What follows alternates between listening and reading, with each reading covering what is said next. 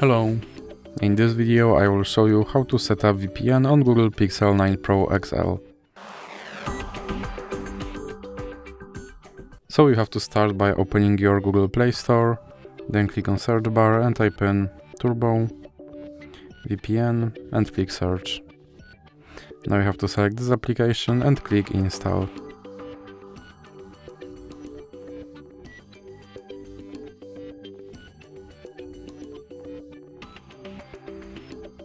Now click open and then click agree and continue.